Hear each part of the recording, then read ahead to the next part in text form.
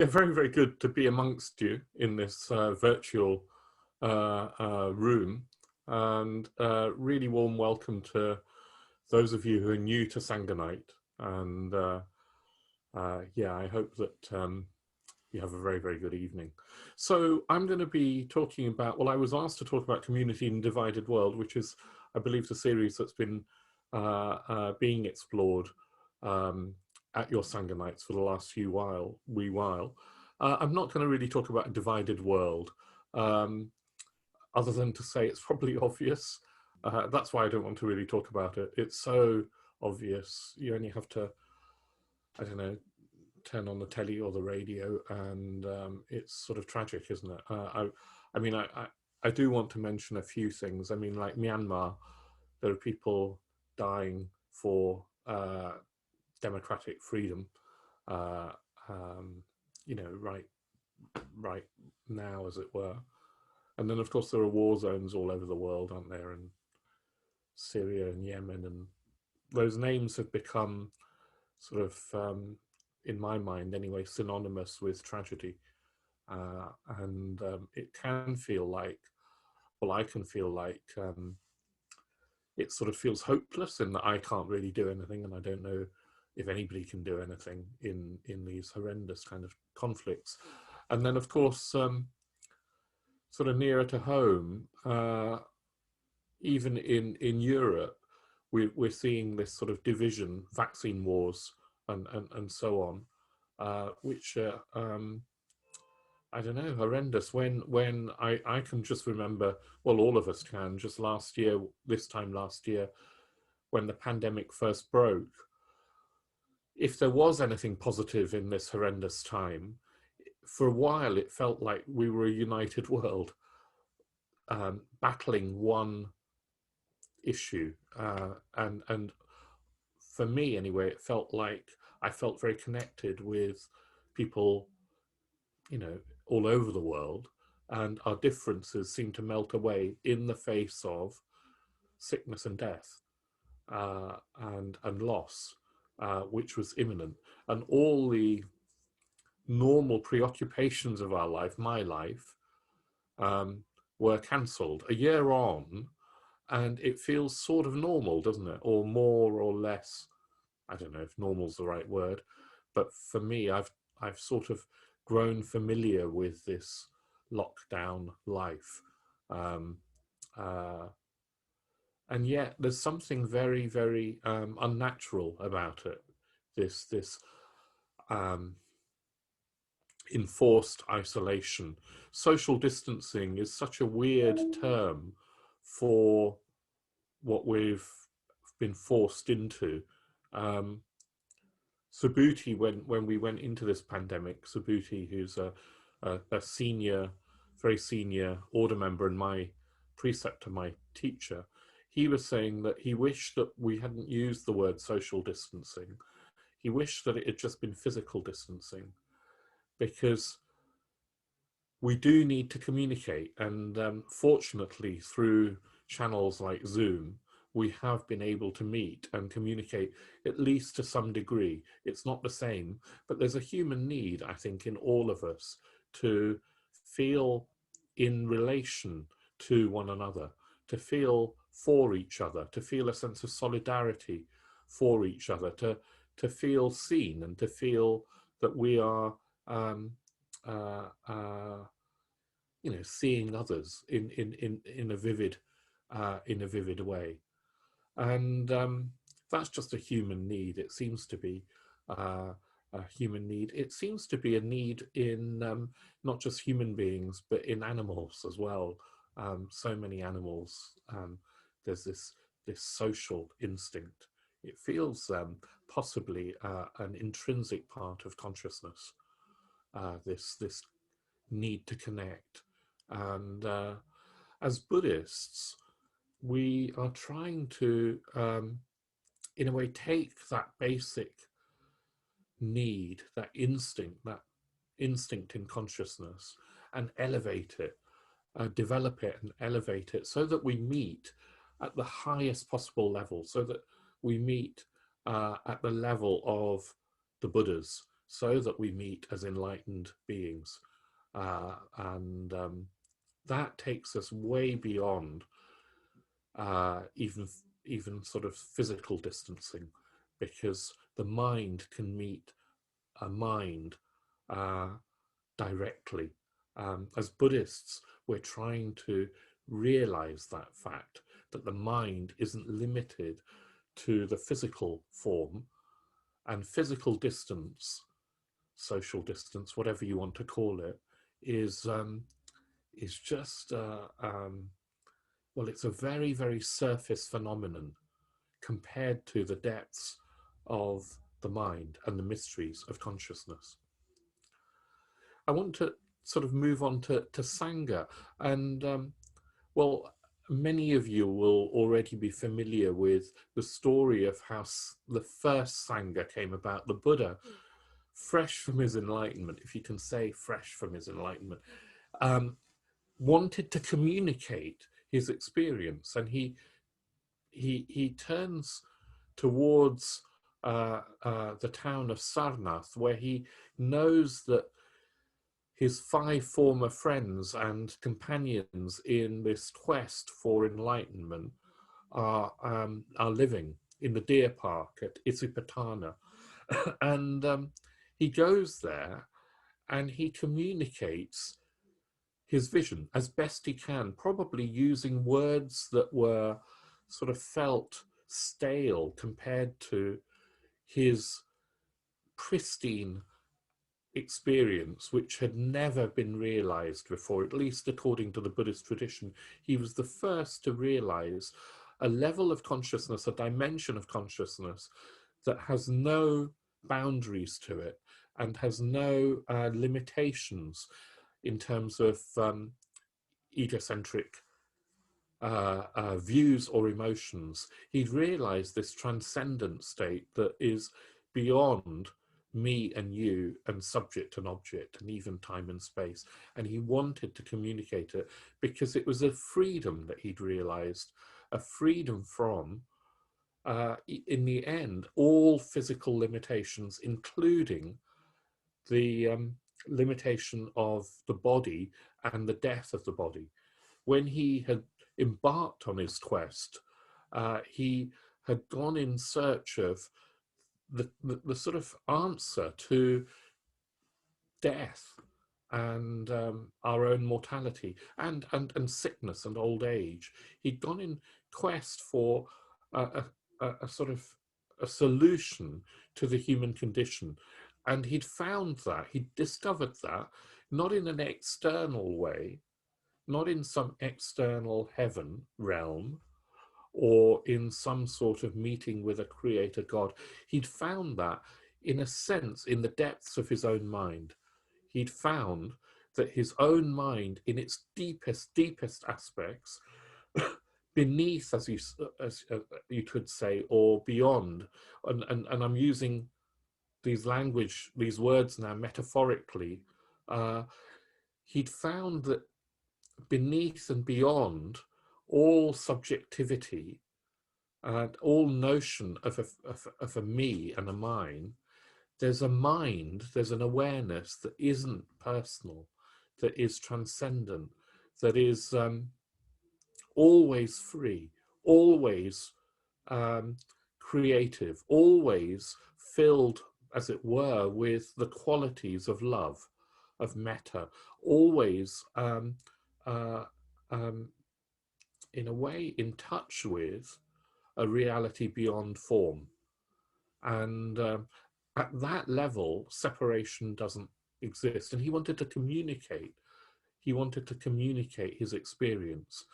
Bhante Sangharakshita says that enlightenment isn't some sort of self-contained matter, that it intrinsic to enlightenment is a desire to communicate itself. It's not an individual matter. And the Buddha seems to have been overjoyed, delighted when he was able to communicate his experience to these 5 friends of his. The first of those to realize what the Buddha had realized was called Kundanya. And the Buddha in the early scriptures lets out a shout of joy. It's one of the most joyous points in the story of the Buddha, and one of the most joyous points in, I think, in the Pali scriptures, where he just shouts out, Kundanya knows, Kundanya knows, knows as in K-N-O-W, not N-O-S-E. It's not, he's not pointing to some appendage on Kundanya's face. He's saying Kundanya knows what he knows, which is the liberation of the enlightened mind and the bliss that comes with that. And shortly afterwards, all four other friends also realize this new consciousness, which is also said to be the nature of reality. It's said to be that when you are enlightened, it's not that you just realize the deepest nature of your own mind, you realize the nature, the deepest nature of all phenomena, of all things. You realize, you see things as they really are. And it's that, as it were, transmission of the enlightened mind to the unenlightened community that was, in a way, the birth of Sangha. And I think it's also epitomizes what Sangha is. It's the communication of a transcendental vision meeting, or a transcendental vision, a force of the enlightened mind meeting a human unenlightened community. In that meeting, something new is born. And that is what we call Sangha, or spiritual community. Sometimes I think it's easy for us to forget that Sangha is that meeting of a transcendent, enlightened mind with the unenlightened mind, or at least Sangha at its highest is that. It's easy for us to think that Sangha is just us gathering together, well, on an evening like this, or you know, whenever we meet with fellow Buddhists and hang out with them. And of course, it is that at a lower level. It is, I don't want to sort of knock just meeting and hanging out and friendship at that ordinary human level. But to be Sangha, I think it's got to be at least aspiring to this meeting of enlightened minds. It's got to be aspiring to something beyond the ordinary. I'll come back to that maybe at the end. When Arthur Siddhi was talking earlier, and I know not all of you were here when he was talking earlier, he was saying that we really need friendship. We really need friendship on the path. We even need challenge from friendship on the path. So he was saying, for example, that in the Metabhavna practice, in the fourth stage, when you bring to mind somebody that you have some sort of conflict or aversion to, that too is, well, one way of thinking about it is that we need those difficult people, because we are trying to transcend our own self-centeredness. And how are we going to do that apart from through relating to others? Others particularly are different to ourselves. That's the beauty of other people. Well, there's lots of beauty of other people, but one of the key kind of crucial facts about other people is that they are other than ourselves.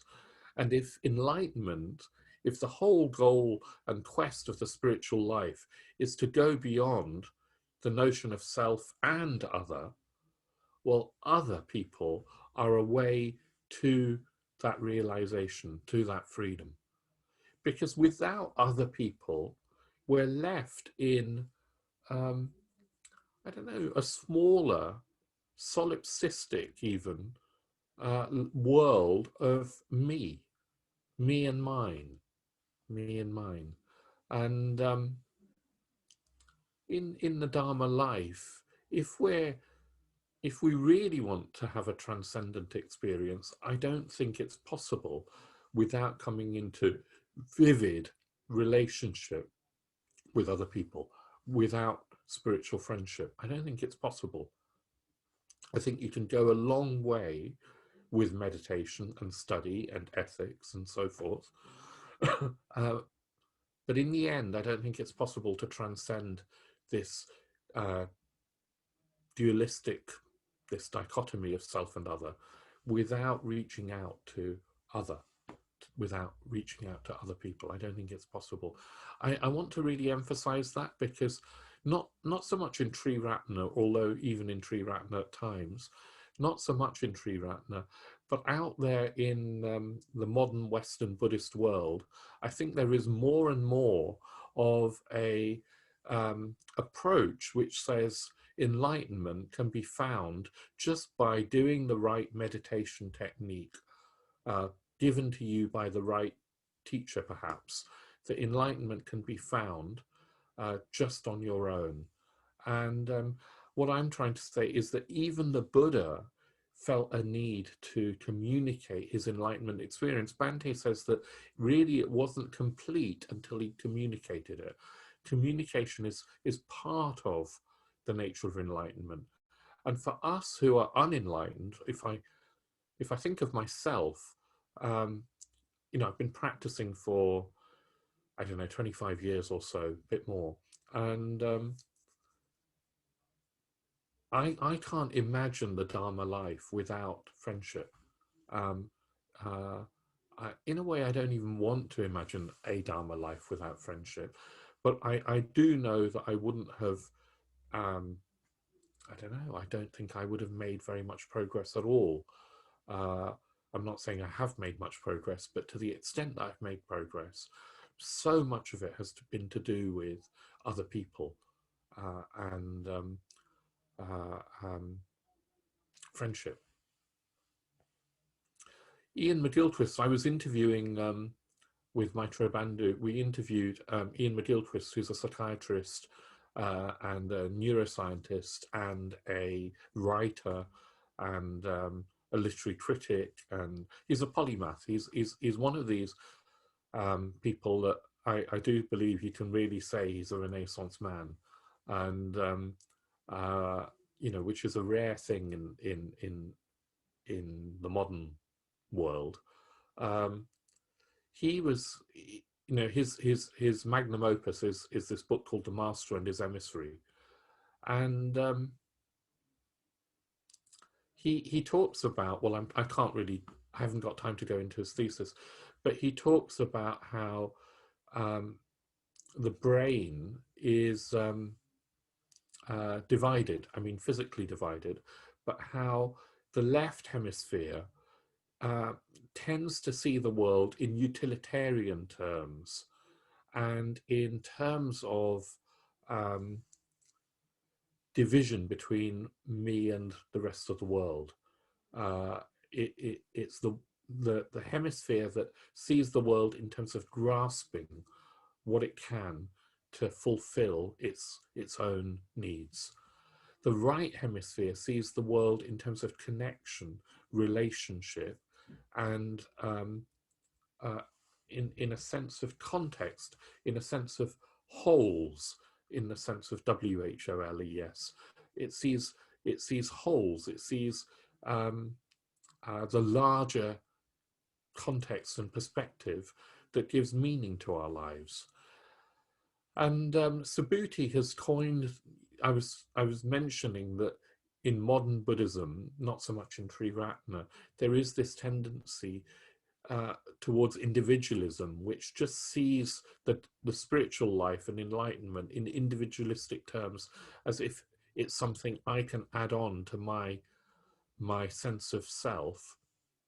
Subhuti's coined that left-brained Buddhism after Ian McGilchrist. I've said that I don't actually just mean that enlightenment is something that I can add on to myself. Some people are talking more and more in terms of enlightenment is just seeing through the delusion that there is a fixed and separate selfhood. And I think that of course must be right. There must be something in that.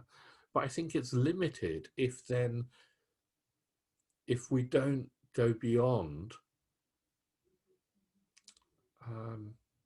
seeing that, yeah, there's no fixed and separate me, is only the start. If we don't go beyond self and other, if we don't go beyond into seeing that what reality really is something that transcends this division between me and you. And if we really have seen that, if we have gone beyond the separation of self and other, then metta, love, solidarity will be a natural response in us. And if that isn't the case, then we've got some way to go. Because I think that on our own, practicing on our own, we can be left with subtle blind spots. And those blind spots may not come to light, as it were, unless we encounter other people in a vivid, really dynamic and creative way, in a very close way. I think it's not enough to encounter people online. I mean, we all know the limitations of Zoom, and we're all trying, as I'm trying now, to overcome those limitations. But I was just struck last week. I've been leading a study group for the last 6 months, co-leading a study group for the last 6 months online. We started it during this pandemic, and last week I met one of them for the first time in the flesh, and we went for a walk. And he was very different. I've been meeting him every week for 6 weeks, and suddenly it was just such a different experience. It was a shock. For a start, he's a lot taller than I had realized online, and his voice is a lot deeper than had come through the microphone. But that's just the superficial characteristics that surprised me. There was something extraordinary in meeting him in 3D, and I can't put my finger on it, but he was a different person to how I'd imagined him in that Zoom box. I thought I knew him because I'd met him every week for 6 months.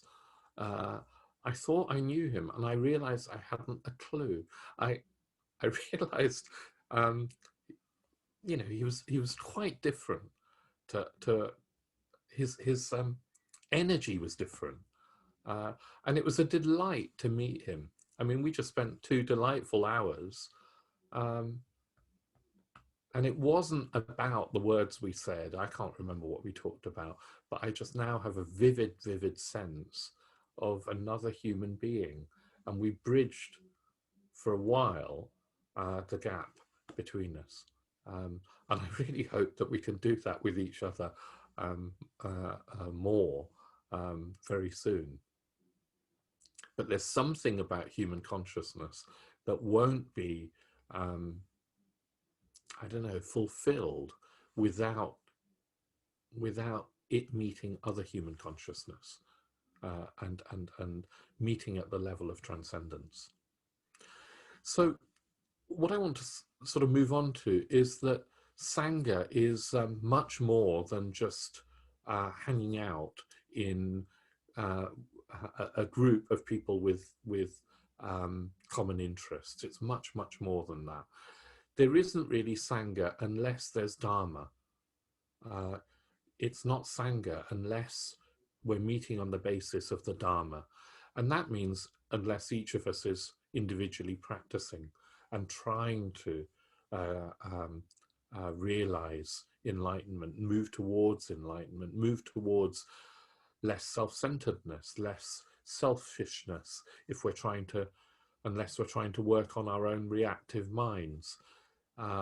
We each need to be doing that, and then when we meet, it's Sangha. Without the Dharma, it's not Sangha. I think we need to remember this coming together of that first Sangha, which was the coming together of an enlightened mind meeting a human community. Without the enlightenment aspect of it, it's not really Sangha. Unless we're aspiring at least to that, it's not really Sangha. And without the human community aspect, it's not Sangha either. So there's something about the need for the Dharma if it's going to be the Sangha. And I want to just differentiate, as Bhante does, between the group and the spiritual community. The group he defines as, well, actually, I've forgotten how he defines it. Maybe somebody can tell me later. But the group, as I understand Bhante's terminology, is people meeting on the basis of some sort of common denominator that is, well short of aspiring to enlightenment. So we could meet on the basis of nationality. We could meet on the basis of geography. There's the Cambridge Sangha, and I belong to London and the London Sangha. That's a very, very superficial way of identifying with ourselves, geography and nationality. We could meet on the basis of gender or racial identity or age or class or profession or family ties. They're all ways of identifying ourselves and therefore meeting with others who share that identity. But they are very, very superficial ways of identifying. None of those goes very deep when it comes to who we really are. We can't be limited by, for example, a national identity. I'm not saying we don't have national identity, but that can't be the deepest meaning of who we are. Excuse me. So a group, when it meets on the basis of some kind of superficial common uniting factor. And the Sangha is not a group, but there's always a danger that we start to meet on the basis of superficial factors, even that we call ourselves Buddhists, and even that we might call ourselves Triratna Buddhists, can become, if we're not sincerely practicing, effectively practicing, that could become just another label. That could just become another label. Bhante differentiates the group from the spiritual community via another concept, which is the individual, the true individual. And the true individual is somebody who's aspiring, at least aspiring, and in his definition of the true individual, there's more than aspiration. There's a realization of the true nature of what it is to be a human being. And out of that, a flowering, a flourishing of creativity, of metta, of responsibility, of love. A true individual isn't going to be just identifying themselves on the basis of the mundane. They're in touch with something beyond this mundane world. And the Sangha is a coming together of individuals, of individuals in that sense. Now, not all of us are going to be true individuals. Maybe we've got a glimpse of enlightenment. Maybe we've got some sort of glimpse of enlightenment. But as long as we're aspiring towards freedom, the freedom of enlightenment, there's more and more individuality within us. And then when we come together, there's some sort of hope that we meet as on the basis of that individuality. I say that because, well, Well, I think there are dangers to individuality in our modern world. Maybe there are always dangers to individuality, but I think, for example, social media is a real danger to individuality, true individuality. Not because Facebook or whatever your social media poison of choice is, not because they're, they're intrinsically bad, but there's something about the interface of technology which can lead people to relate more from superficial kind of personas, um, uh, rather than from depth. We can get into sort of a persona that masks who we really are. We present we present a face to the world, and it's a very, very seductive way of living. It feels safe, but it is corrosive. I was talking to a very young friend of mine who's currently single and doesn't want to be, and is using dating apps. Hinge, I believe, is the app that he's using. And just last week, he was saying to me, Jnanavaca, I never want to use that again, because you flick through these profiles, apparently, looking at potential partners based on what they look like and maybe a few snippets of information of the most superficial kind. And, you know, you can spend hours apparently flicking through people, evaluating them on that very, very surface criteria. And what he was saying to me, which I'm so glad he did, was that he'd realized that it was affecting how he then saw real people in the real world. You know, he was starting to see that it made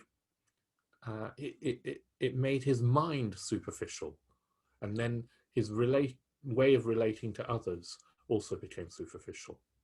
Anyway, I mean, maybe dating profiles are necessary for other reasons. I'm not completely saying, you know, don't go out and find a partner on a dating profile, but I'm just saying that modern technology does seem to present real dangers, real dangers towards to Sangha, and to real depth of individuality, and then to real depth of communication. I also think another danger is ideological positions. Um, I'm afraid this is even true in the order. We can, if you look on an order Facebook site, sometimes it's fine, but sometimes what you get is people arguing from different ideological positions about issues that they think are very, very important. And I'm not saying that the issues aren't very important, but the argument really isn't. I kind of think the argument really isn't. I mean, I try now to avoid Facebook, but I would be very surprised if through a Facebook argument or discussion, anybody has ever changed their mind. I'd be very surprised if they have. I think it's just very easily becomes another way of saying, this is me, this is me, this is me, this is my view, this is my view, this is my view, I'm right, you're wrong. And of course it's done in a much more sophisticated way, but I think it can easily boil down to that. You may not agree with me, but I'm sort of being provocative because I think there's something very important here. I also think that as a Sangha that's united on the basis of going for refuge, to the three jewels, it's very easy to sort of lose that highest common factor. One of the things that Bhante says is that a group is united by its lowest common denominator, a spiritual community by its highest common factor. And for us, that highest common factor has to be going for refuge to the Buddha, Dharma, and Sangha, moving towards transcendent ideals. Because there are other things that can bring us together. For example, many people are horrified by what's happening to the environment. Some people are not horrified by that, but many people are. And it can start to feel that that's the most important thing that we should be doing with our lives, is trying to save the planet from environmental catastrophe. Many people are very exercised by other social divisions, for example, racism or uh, equality for women, or for particularly racially marginalized groups, or for people who don't identify with either male or female genders. Or there are lots and lots of minorities that are, in a way, yeah, they're oppressed in some way or other.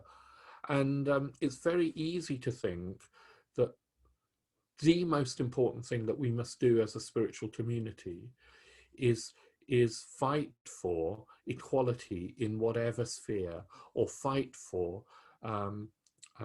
avoiding environmental catastrophe, or campaign for that, or whatever it is. And what I want to say is that that might be a good thing to be doing. You know, they might be really worthy causes, but none of those causes can be, if we're effective Dharma practitioners, none of them can be as important or central to our practice or lives as going for refuge to the Buddha, Dharma, and Sangha. There has to be a hierarchy of values. The Buddha, Dharma, and Sangha, and going for refuge to them, represents, for a Buddhist, the most meaningful thing in life. And if we forget that, and we think that one of these other ways of trying to help the world is more important, then I think we've somehow forgotten what the Buddha was really teaching. He was teaching a way beyond conditioned existence, beyond samsara. He wasn't saying that the way to live is just to try and help samsara at its own level. He was trying to say, no, there's a way out of this round of birth and death. And then when you have freed yourself, yes, you try and free others. So there is a compassionate response, but it has to go hand in hand with a renunciative response that tries to transcend this world. Without that, I think we descend to a well-meaning group with well-meaning causes.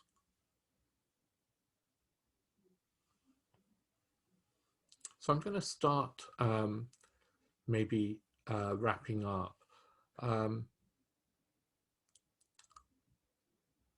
think that the miracle of human enlightenment, I don't really know what that is, the miracle of this sort of transcendent realization isn't just an individual thing. It has to somehow involve the collective, because the realization points to a transcendence of the dualism of me and you. I was recently watching a film, a documentary about the life and ideas of a man called David Bohm, who was a physicist, a scientist in the 20th century. He died, I think, in 1990, early 90s. Bhante met him once in a conference in the 1980s, and Bhante said that his impression was that David Bohm was the most intelligent man that he, Bhante, had met since coming back to England in the 1960s, although he qualified that by saying that he doesn't get out much, Bhante, that is. So, but anyway, there was an impression that David Bohm left on Bhante, and David Bohm came up with a scientific model where there's this world of phenomena, of tables and chairs and computer screens, and also of me and you, this world of form and phenomena, he says is just, well, it's not the deepest reality, it's a surface reality. The deeper reality he calls, well, he calls it the implicate order. He says there's a hidden order underneath, as it were, this surface reality of forms that are separate in time and space. In this implicate order, there's just an unbroken wholeness. There's an unbroken wholeness that isn't in time and space, that isn't in form. And that unbroken wholeness is manifesting moment to moment as what we experience as this phenomenal world of forms and of me and you, of subject and object in time and space. It's not only manifesting, unfolding, he says that it's refolding, enfolding back moment to moment. And that deepest reality, I mean, you can call it the implicate order. Buddhism would call it other names, like the Dharma Dhatu, or even the Dharmakaya, or the one mind, or absolute bodhicitta, or the enlightened mind.